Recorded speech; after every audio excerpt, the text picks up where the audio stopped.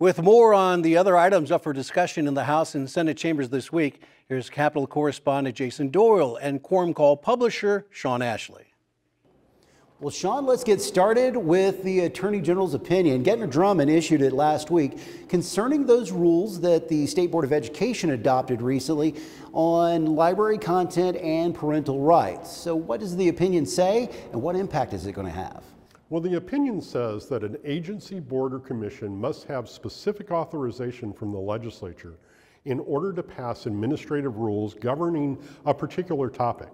And what he suggests in this case is that the Board of Education did not have that authorization. In this instance, what the Attorney General is saying is that they didn't have either one of those. Now, in terms of the rules themselves, the Attorney General says any rules passed without that authorization would be null and void. Now, the legislature is in the middle of the administrative review process. These rules should be submitted to the legislature for approval or disapproval. We don't yet know, in light of the Attorney General's opinion, what the legislature will do, if they will disapprove them because of that opinion, or if they may not even accept them as a result of the opinion. The House just passed a Senate bill which impacts our name, image, and likeness law. What's in the bill and how is it going to affect athletes? What they are attempting to do with this bill is to update Oklahoma's law to reflect things that associations like the NCAA have implemented and what colleges and universities are doing to comply with those regulations. Now, on Thursday, the Senate, where the bill originated, rejected House amendments to that measure.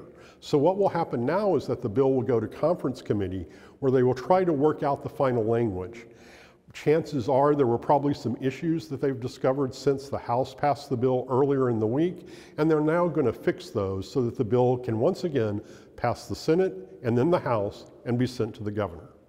The Senate Judiciary Committee this week dealt with felony sentencing, and a bill passed that committee, but the bill's author says the job isn't quite done yet. What does that lawmaker mean? Yeah, this is a rather interesting situation. Several years ago, the legislature created the Criminal Justice Reclassification Task Force, which produced a series of recommendations on how crimes in Oklahoma should be classified or grouped together, and then the penalties that would be associated with those classifications. Now, in 2022, that bill did not make its way all the way through the legislative session. As a result, Senator Dave Rader has worked with stakeholders, district attorneys, judges, as well as criminal justice reform advocates to come up with an improved version of that bill. Now, the bill that went before the Senate Judiciary Committee this week classifies all of Oklahoma's felony crimes into a series of groups.